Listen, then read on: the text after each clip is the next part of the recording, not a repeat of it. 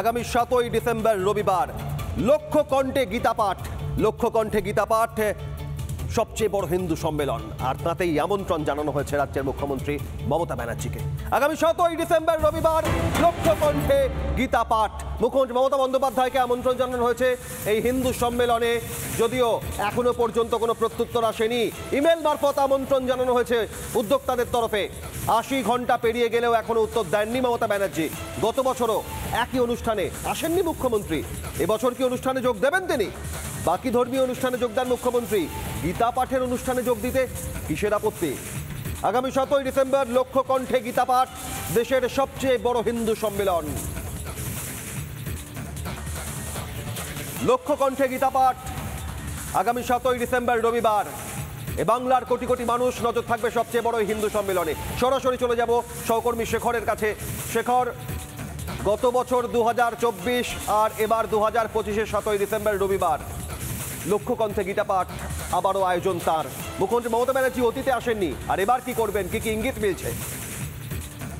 দেখো অভিক, যেরকমটা তুমি বলছো যে আমরা জানতে পেরেছি সনাতন সংস্কৃতি সংসদ যারা এই গীতা পাঠের অনুষ্ঠানটি করছে তাদের তরফ থেকে যেটা জানানো হয়েছে, তাদের সম্পাদক নির্গুণানন্দ ব্রহ্মচারী মহারাজের সঙ্গে আমরা কথা বলেছিলাম। তিনি জানিয়েছেন যে এখনো পর্যন্ত কিন্তু মেলের কোনো উত্তর আমরা পাইনি, এবং যেটা জানানো হয়েছিল যে 2023 সালে প্রথম যখন লক্ষ্যকণ্ঠে গীতা পাঠের অনুষ্ঠান হয় সেখানেও কিন্তু মমতা বন্দ্যোপাধ্যায়কে ডাকা হয়েছিল, সেবারেও কিন্তু কোনো উত্তর পাওয়া যায়নি। সেবারেও মমতা বন্দ্যোপাধ্যায় আসেননি।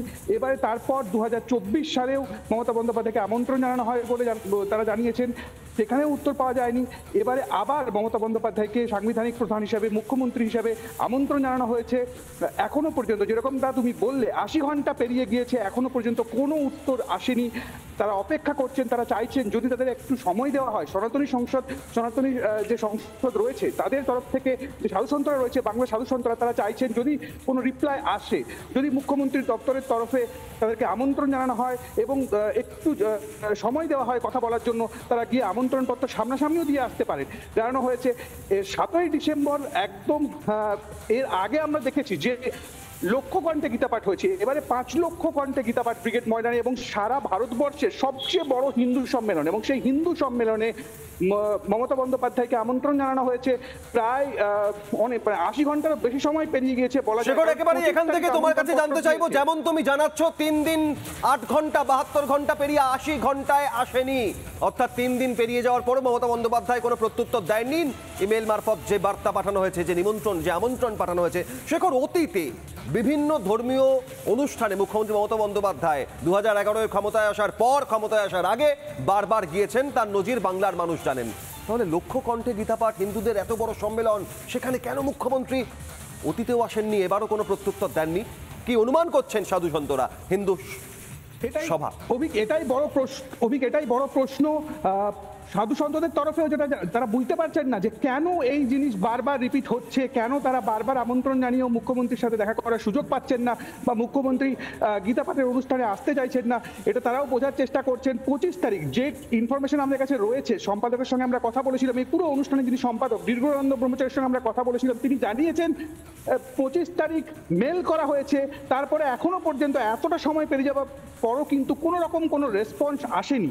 তারা অপেক্ষা করছেন, এখনো হাতে কিছুটা সময় রয়েছে, এবং তারা আশাবাদী যে সারা দেশের সবচেয়ে বড় যে হিন্দু সম্মেলন, গীতার যে অনুষ্ঠান, অরাজনৈতিক অনুষ্ঠান, হিন্দুদের অনুষ্ঠান, সনাতন ধর্মী মানুষের অনুষ্ঠান, সেখানে মমতা বন্দ্যোপাধ্যায় আসবেন, মুখ্যমন্ত্রী হিসেবে আসবেন, সাংবিধানিক প্রধান হিসেবে আসবেন, এবং তারা অপেক্ষা করছেন যে তিনি রেসপন্স করবেন। অভিক, শেখর, মানুষের জন্ম থেকে মৃত্যু হিন্দু সম্প্রদায়ের কাছে গীতা এমনই একটা জীবনের প্রত্যেকটা অধ্যায়ের সঙ্গে জড়িয়ে। সেই গীতা পাঠ লক্ষ্যকণ্ঠে, তাতে মুখ্যমন্ত্রী মমতা বন্দ্যোপাধ্যায়কে আমন্ত্রণ জানানোর পরেও তিনি এখনো পর্যন্ত কোনো প্রত্যুত্তর দেননি। 80 ঘন্টা অতিক্রান্ত, এবং আগামী 7ই ডিসেম্বর রবিবার সবচেয়ে বড় হিন্দু সম্মেলন।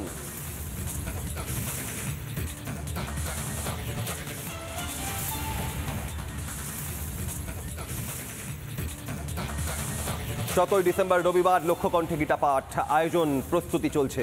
আর মুর্শিদাবাদের বেলডাঙ্গার ভারত সেবাশ্রম সংঘের মহারাজ কার্তিক চন্দ্র মহারাজ কি বলেছেন দেখুন।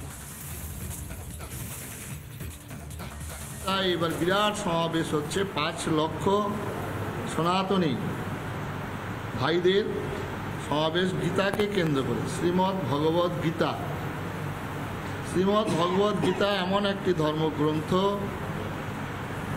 আমাদের সমস্ত মত পথ সবার সমন্বয় শ্রীমদ্ ভগবদ্ গীতা। আগামী 7ই ডিসেম্বর রবিবার এই আয়োজন রাজ্যের মুখ্যমন্ত্রী মমতা বন্দ্যোপাধ্যায়কে লক্ষ্য কণ্ঠে গীতাপাঠ সাধু সন্তদের হিন্দু সমাজের সবচেয়ে বড় সম্মেলন, সেই সম্মেলনে আমন্ত্রণ জানানো হয়েছে। এখনো পর্যন্ত তিনি কোনো প্রত্যুত্তর দেননি। আসবেন কি আসবেন না, অতীতে আসেননি, এবার কি আসবেন? আপনাদের শোনাই দণ্ডিস্বামী শঙ্করাচার্য রমানন্দ তীর্থ কি জানিয়েছেন দেখুন। মাননীয় মুখ্যমন্ত্রী মমতা বন্দ্যোপাধ্যায়ের জন্য আমাদের এই আবেদন যে আপনি অত্যন্ত সেন্সিটিভ। আমরা সাধু সমাজের থেকে আপনাকে অত্যন্ত সংবেদনশীল মনে করি এই কথা বলছি যে আগামী 5 লক্ষ কণ্ঠে গীতা পাঠের যে অনুষ্ঠান, সেই অনুষ্ঠান আপনার যে সচিবালয় অর্থাৎ নবান্ন থেকে বেশি দূরে নয়, মাত্র 5-7 কিলোমিটারের দূরে। তো আমাদের এটা প্রার্থনা যে আপনি সেদিনকে ব্রিগেড প্যারেড গ্রাউন্ডে পৌঁছন এবং সেই যে 5 লক্ষ কণ্ঠে গীতা পাঠের একটি দৃষ্টান্ত সেখানে সম্মিলিত হয়ে এই অনুষ্ঠান থেকে আপনি অনুপ্রেরণা দেবেন এবং আগামী দিনে হিন্দু গৌরিক ধ্বজা উত্তর বৃদ্ধি পাবে। দেশের সবচেয়ে বড় হিন্দু সম্মেলন আগামী 7ই ডিসেম্বর রবিবার, লক্ষ্য কণ্ঠে গীতাপাঠ। আর কি বলেছেন এ প্রসঙ্গে হিন্দু জাগরণ মঞ্চের প্রবক্তা সঞ্জয় শাস্ত্রী মহারাজ, দেখুন। আগামী 7ই ডিসেম্বর ব্রিগেড প্যারেড গ্রাউন্ডে 5 লক্ষ কণ্ঠে গীতা পাঠের আয়োজন সনাতনী সংসদের আহ্বানে। মাননীয় মুখ্যমন্ত্রীকেও মেল পাঠানো হয়েছে, আমন্ত্রণ জানানো হয়েছে, তবে তিনি সেভাবে সাড়া দেননি আমাদের আমন্ত্রণে। তার অন্য ধর্মের অনুসারীদের আমন্ত্রণ বোধহয় বেশি পছন্দ। সনাতনীদের সাদর আমন্ত্রণ হয়তো তার কাছে গ্রাহ্য নয়।